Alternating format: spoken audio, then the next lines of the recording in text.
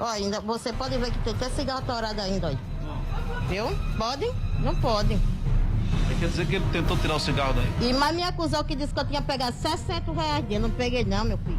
Mas a senhora pegou o facão e A minha faca da cozinha. Ele não veio pra cima de mim? você não foi se defender. Com certeza. Eu não posso não, é?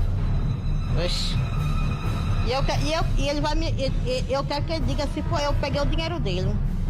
Que não foi eu não. Ele disse que foi uma maguinha, não foi? Eu não sei.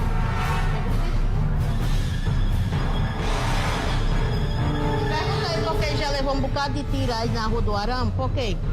Pergunta a ele. Eu cheguei no estabelecimento dela, eu tava bebendo, tomando uma.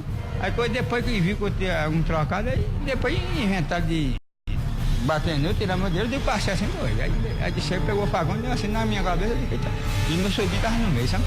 Eu digo, eu quero R$700 gotinha, sabe? Tu tava com 700? Foi. E levaram e digo, depois foi, passei, não tem mais não. Aí, mas não. E isso é pouco. E trancaram eu, aí depois disso sai não. E só não furou porque. Foi. Eu fiquei Jogaram quieto. o facão, foi? Foi, eu fiquei quieto. Quem deu a facãozada em você? Não, aquela menina dela. Mas ela sorrindo, tá vendo? Não. Aí eu fazer o quê? Foi, agora o dia levaram, agora quem pegou foi uma maguinha, sabe? É Vânia. Tá entendendo, eu acho? Vânia foi quem pegou? Foi, tiro pegou assim, foi. A partir de domingo, tu acaba tomando uma pra descansar? Foi. É, mas. É assim. Médico, baixa o dedo. Não. Oxe, eu só não morri dentro. Ei, Não, aperta não, tá ué, sangrando.